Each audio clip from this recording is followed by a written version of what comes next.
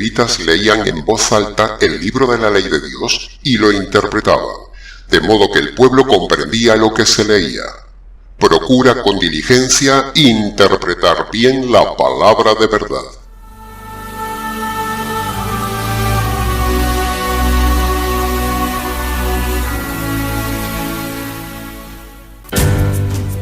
Muy buenos días, muy buenas tardes o quizás muy buenas noches, estimado oyente, según sea la hora y el lugar donde se encuentre escuchando nuestro programa. Les habla nuevamente el pastor bautista Nikos Ricoy, director del programa Encuentros y del Ministerio Tinajas, llenando siempre a cada persona que nos escucha con el agua fresca, verdadera y limpia de la palabra de Dios desde aquí en España para el triple continente hispanoamericano. Muy bienvenidos una vez más a todos y muchas gracias por venir al encuentro semanal de nuestro programa Encuentros.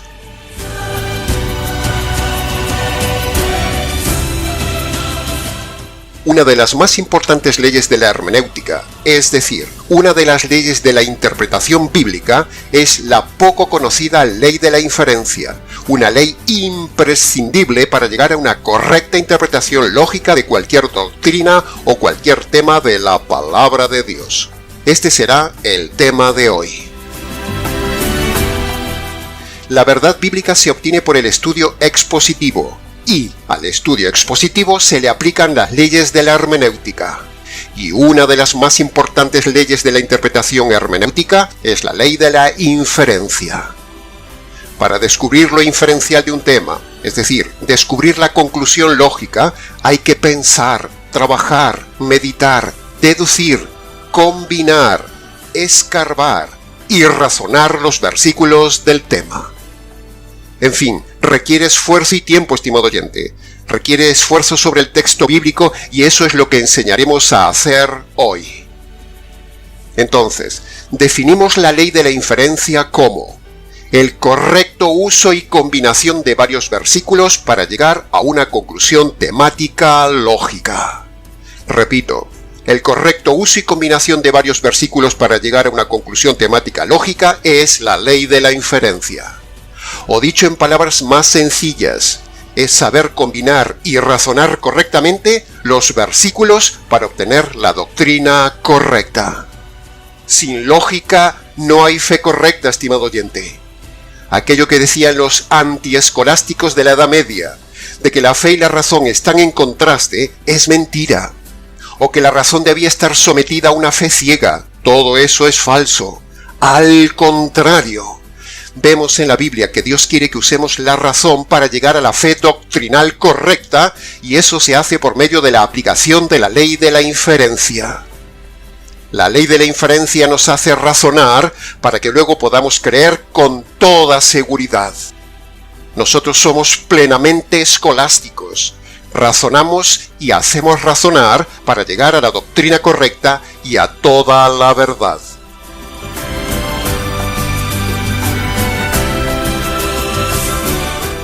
Dios, que nos hizo plenamente racionales a su semejanza, quiere que usemos la lógica, la razón, por medio de la técnica de la ley de la inferencia, para llegar a toda la verdad doctrinal. Ahora, en cuanto a lo inferencial, debemos decir dos cosas importantísimas. Punto número 1. Es más que evidente que Dios decidió enseñar la gran mayoría de las doctrinas de la Biblia de forma inferencial. ¿Y por qué querrá el Espíritu Santo hacerlo así? Pues sencillo, estimado oyente, al igual que con las parábolas y lo inferencial muestran hasta dónde hay verdadero interés y esfuerzo que pone la persona en conocer la verdad. Las doctrinas bíblicas, mayormente, son enseñadas de forma inferencial y los mandamientos son enseñados de forma versicular. Por ejemplo, la doctrina famosa de la Trinidad no se define con un versículo claro que diga la Trinidad. No. En cambio, por ejemplo, los mandamientos del matrimonio tipo esposa y esposo sí se dicen de forma versicular con versículos claros y concretos. Haz esto, no hagas lo otro, etcétera, etcétera. Pero la doctrina, Dios quiere que la inferenciemos y que lleguemos a ella por medio de la razón. Punto número 2. Dios decidió enseñar la gran mayoría de las doctrinas de forma inferencial porque son un filtro para diferenciar los simples y superficiales de los estudiosos e interesados en conocer la verdad. Así que, teniendo estos dos puntos claros, avancemos entonces en el estudio de lo inferencial, un campo fascinante del verdadero estudio teológico de la palabra de Dios. Para ilustrar esto podríamos decir que los simples son como aquellos que solo navegan cómodos en una barca sobre el mar, mientras que nosotros, los inferenciales, somos como los que se preparan y se equipan para sumergirse en las profundidades coralinas del mar. Los cómodos se quedan arriba, en la barca o en la orilla, pero los valientes, los avezados, se sumergen en el mar. ¿A qué grupo pertenece usted, estimado oyente?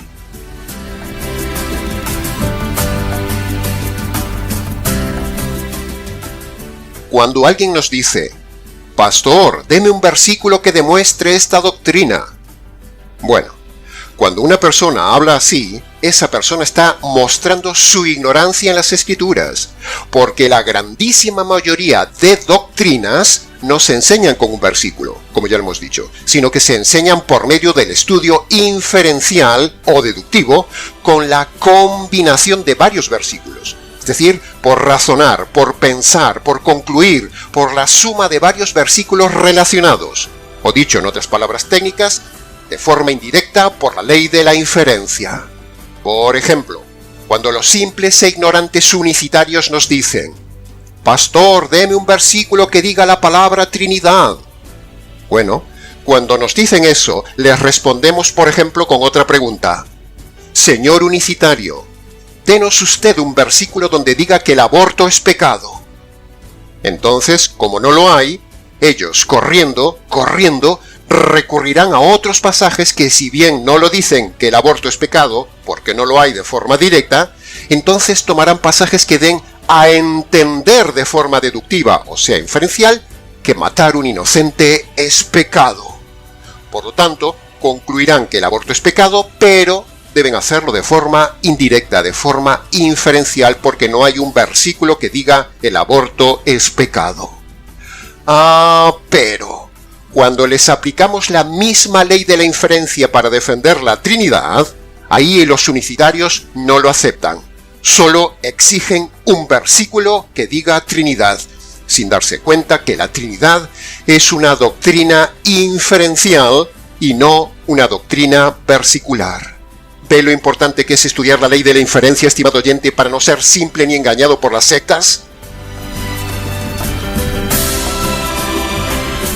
Las inferencias son una parte común de la vida diaria, estimado oyente. Lo usamos constantemente. Y también son del lenguaje de todos nosotros cada día. Lo usamos a diario. Muchas cosas de las que decimos cada día no se dicen claramente. No se dicen de forma directa. Se infieren, se dan por hecho, se dan por sentado, se sobreentienden sin decirlas de forma directa. Las inferencias son deducciones o conclusiones que, con el sentido común y la razón, llevan a una persona a sobreentender la verdad de un tema sin decirla de forma directa. Bien, habiendo planteado esto y esperando que le haya quedado claro, entremos ahora en algunos ejemplos de esta importante ley de la hermenéutica que nos permita comprender mejor el tema. Pero antes de entrar en los ejemplos, escuche primero esto que voy a decir. La famosa palabra hermenéutica significa el conjunto de leyes que se usan para sacar una doctrina. La otra famosa palabra, exégesis, es la interpretación que surge de usar correctamente las varias leyes de la hermenéutica. Y luego hay otra palabra que se llama la eisegesis, que es lo que hacen todas las sectas y las religiones. Es decir, eisegesis es usar mal las leyes de la interpretación y forzar el texto para que el texto diga lo que ellos quieren que diga, no lo que fluidamente dice el texto. Y así sacan las doctrinas erradas. Si las sectas y religiones usaran correctamente la ley de la inferencia, entonces no habría diferentes sectas ni religiones ni diferentes interpretaciones. Pero. Esto pasa porque detrás de las sectas, religiones y diferentes interpretaciones hay dos puntos claves, estimado oyente. Punto número 1. Las diferentes sectas e interpretaciones existen por no usar correctamente la ley de la inferencia, la ley de la lógica. Y punto número 2, por el orgullo. Sí, ha oído bien. El orgullo es otra de las claves de que haya sectas, religiones e interpretaciones diferentes de un tema. Cuando le dice usted a alguien que tiene una doctrina errada y usted se lo demuestra de forma lógica, aunque su razón le demuestre la verdad, entra en juego el segundo factor, el orgullo. El orgullo frena, anula y tapa la razón.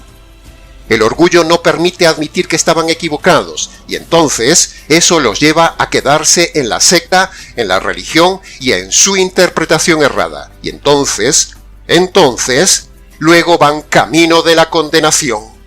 El abismo eterno está lleno de orgullo doctrinal errado. Así que, estimado oyente, deje su orgullo, use las leyes de la hermenéutica correctamente cuando le enseñamos la verdad y tendrá usted toda la verdad doctrinal. No es tan difícil tener toda la verdad, solo hay que aplicar estos dos temas. Primero, dejar el orgullo y segundo, aplicar la razón por medio de la ley de la inferencia. No se juegue la eternidad, estimado oyente. La verdad tiene que estar en alguna parte del planeta.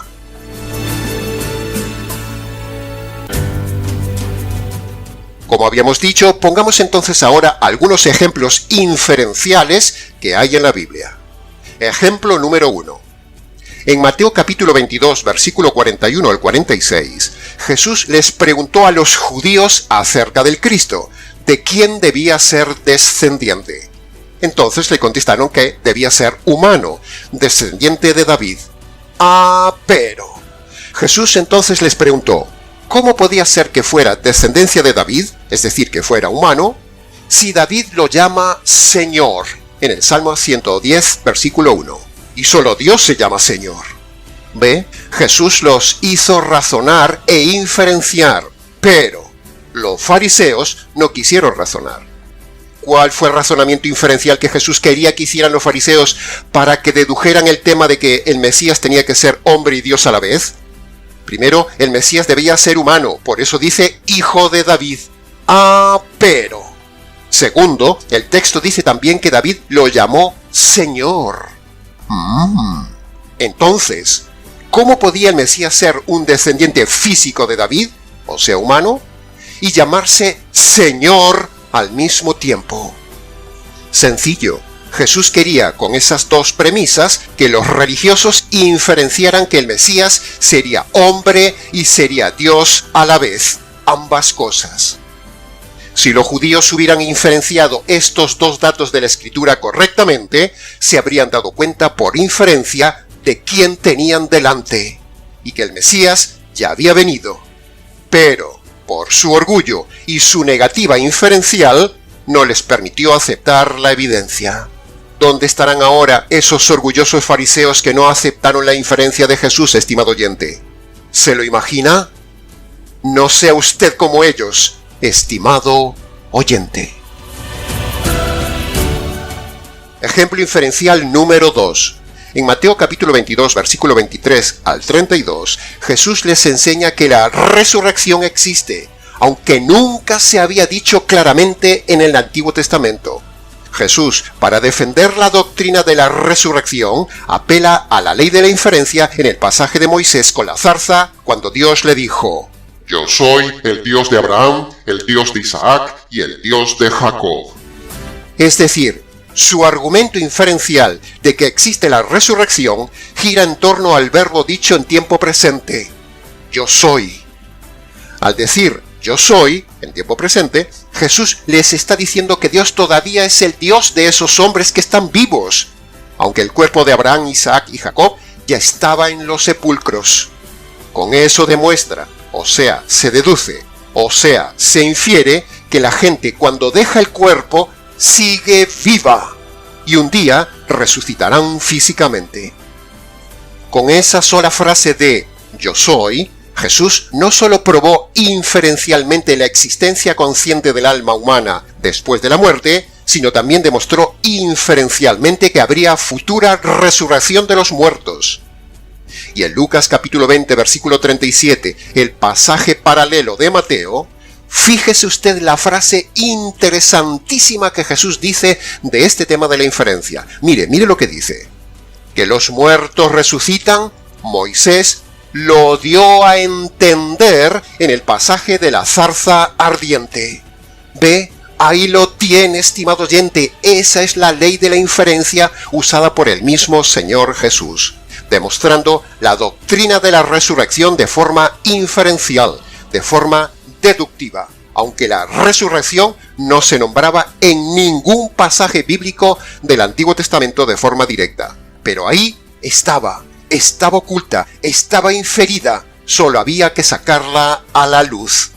De la misma manera, estimado oyente, las doctrinas de hoy están ahí sumergidas, hay que buscarlas, hay que profundizar en la palabra de Dios para sacarlas a la luz.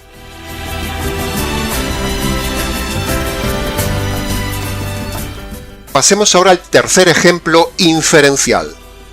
En la historia del eunuco, en Hechos capítulo 8, tenemos este tema de la inferencia con dos ejemplos a la vez.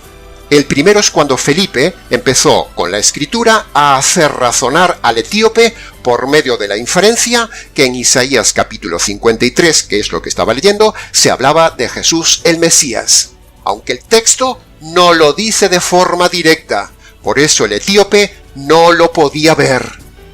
La inferencia estaba ahí, la información estaba ahí, pero no la veía, no veía la inferencia, y Felipe se lo hizo ver. Ahora, la segunda inferencia de este capítulo es esta. Mientras iban por el camino, llegado a cierta parte donde había agua, el eunuco dijo: «Mira, Felipe, aquí hay agua. ¿Qué impide que yo sea bautizado?». Preguntamos, ¿cómo sabía el eunuco que tenía que bautizarse?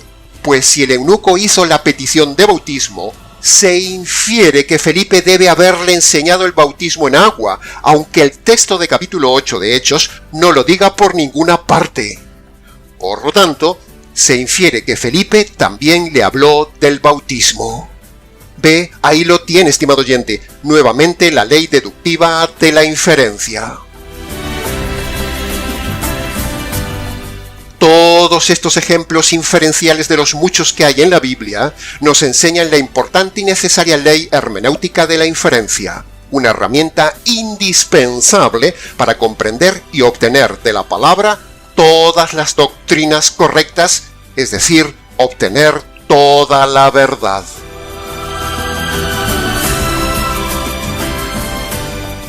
Escudriñar las Escrituras, pero sin usar correctamente las leyes de la interpretación bíblica, es estar abocado a caer en el pantano de las doctrinas erradas, de caer en las sectas y en las religiones.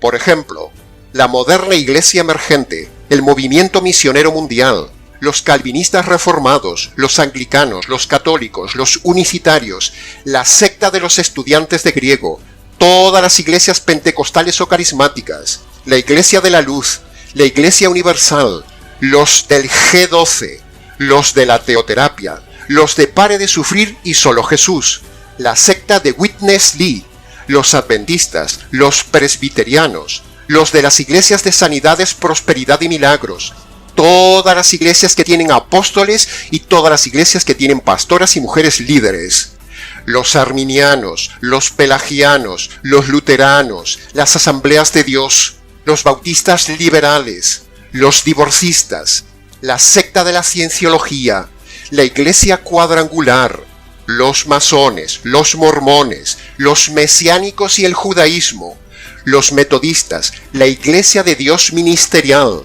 la iglesia de la luz del mundo, el ejército de salvación, los mal llamados testigos de Jehová, la Iglesia de la Unificación y un largo etcétera.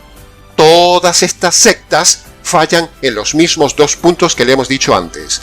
No usan correctamente la ley de la razón, la ley de la inferencia, y el orgullo, cuando uno les muestra su error doctrinal. La verdad está en quienes interpretan todas las doctrinas bíblicas correctamente, estimado oyente, porque el Espíritu Santo guía a toda la verdad por medio de la ley de la inferencia que usó el mismo Señor Jesús. Si el Señor Jesús usó la ley de la inferencia, enseñó la verdad y denunció concretamente a 4 sectas de su tiempo, fariseos, herodianos, escribas y saduceos, nosotros hacemos exactamente lo mismo. También usamos la ley de la inferencia, denunciamos las sectas de nuestro tiempo y enseñamos la verdad. La verdad tiene que estar en alguna parte del planeta, estimado oyente. Alguien tiene que tener toda la verdad, porque el Espíritu Santo tiene como meta guiarnos a toda la verdad por medio de la ley de la inferencia, una ley que él mismo ha diseñado y aplicado.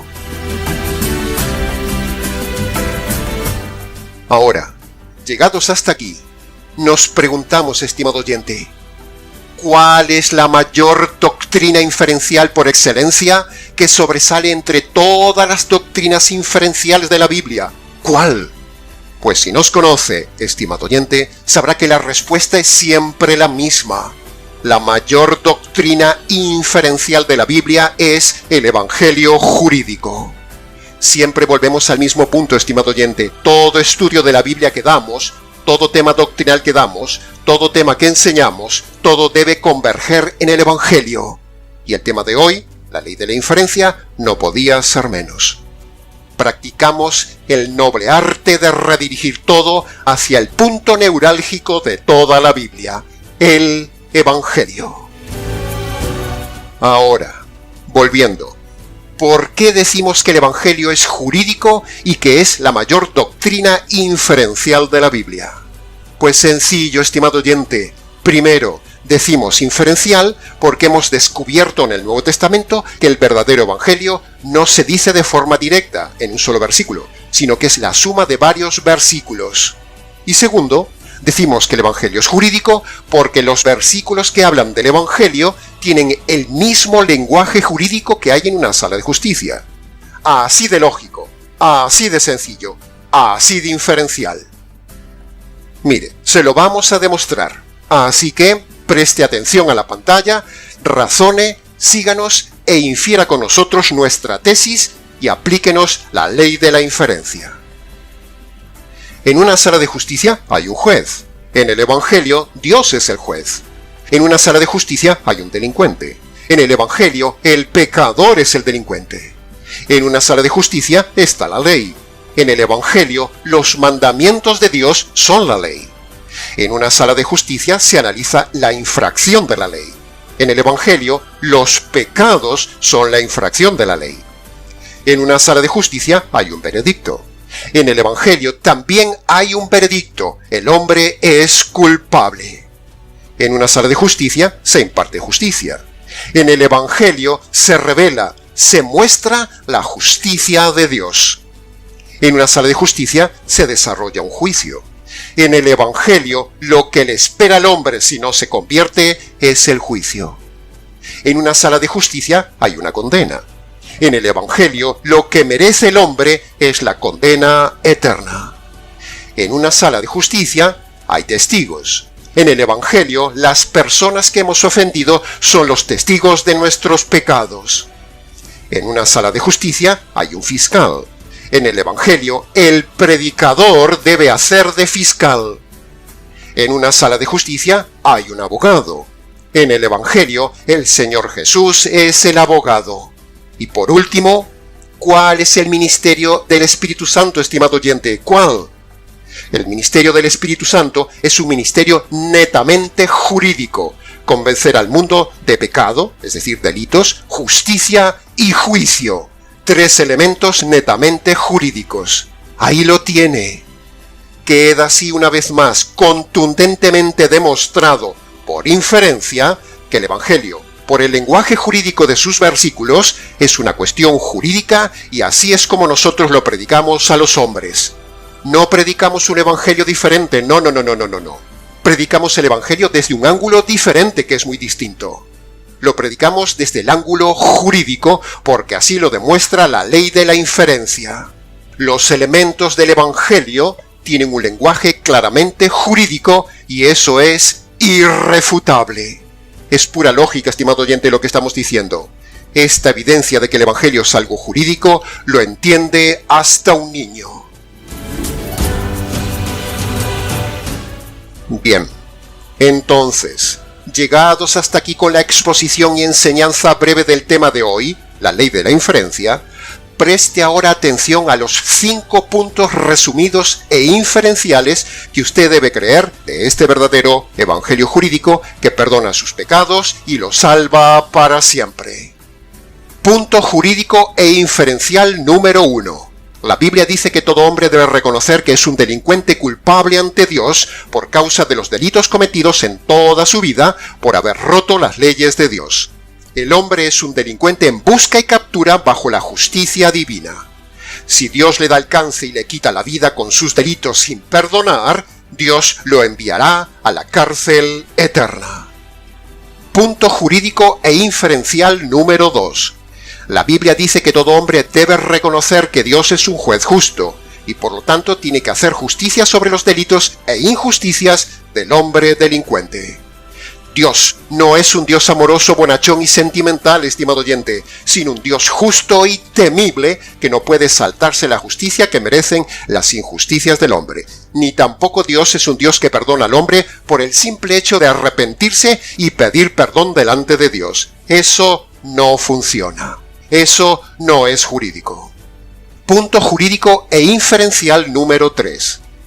La Biblia dice que usted debe creer que la justicia divina que merecen recibir sus injusticias le cayó un día al Señor Jesús en la cruz, cuando el Padre, en complicidad con el Espíritu Santo, mata al Hijo para descargar la ira y la justicia divina que usted provoca ante Dios por sus injusticias. Esto en sí es el Evangelio verdadero, la buena noticia jurídica. Punto jurídico e inferencial número 4. La Biblia dice que usted debe reconocer que Dios en su paciencia le está aplazando la sentencia de justicia y muerte sobre usted para que se convierta por medio de este Evangelio. Si Dios cortara su paciencia y le aplicara hoy la justicia que usted merece recibir, entonces Dios lo enviaría al castigo y cárcel eterna. Punto jurídico e inferencial número 5. La Biblia dice que, aunque Dios ya descargó sobre su Hijo la justicia que merecen sus delitos, eso no lo perdona a usted automáticamente de sus pecados, sino que Dios le manda a usted y a todo hombre que obedezca 2 condiciones jurídicas indispensables para que Dios perdone todos sus pecados y lo salve de la condenación y el tormento eterno. Escuche bien las 2 condiciones, estimado oyente. Primera condición. Usted debe reconocer de forma concreta ante Dios los pecados pasados y debe abandonar sus pecados presentes. Esa es la primera condición, o sea, bíblicamente hablando, el arrepentimiento. Segunda condición. Usted debe reconocer que la justicia divina que usted merece recibir por sus pecados le cayó al Señor Jesús en la cruz. Y usted debe apropiarse de esa justicia por medio de la fe. Ahora, cuando usted obedece estas 2 condiciones jurídicas puestas por el Señor Jesús en Marcos capítulo 1 versículo 15, entonces Dios le perdonará todos sus pecados y le permitirá un día entrar en la gloria eterna. Esta es la verdadera conversión y la salvación.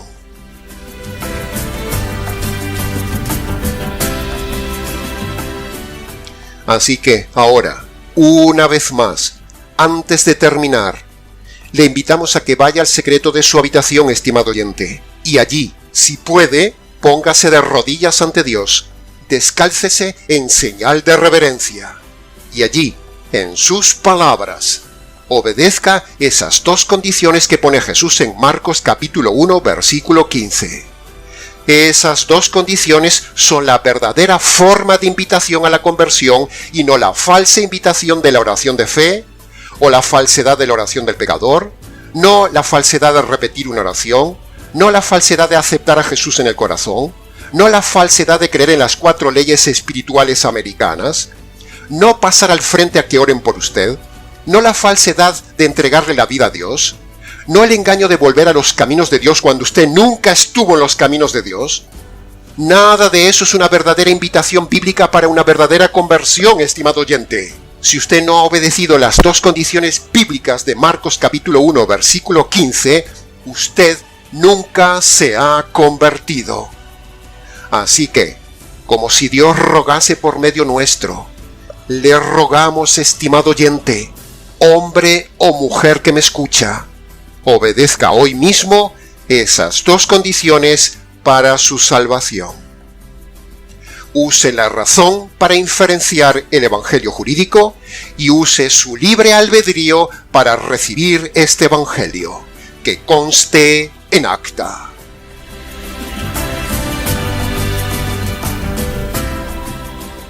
Y hasta aquí, estimado oyente, con el nuevo mensaje doctrinal del día de hoy, la ley de la inferencia. Mucho más se podría haber dicho del tema, pero se infiere que con lo dicho es suficiente. Para preguntas, comentarios y demás, si quiere, escríbanos nicos@gmx.es.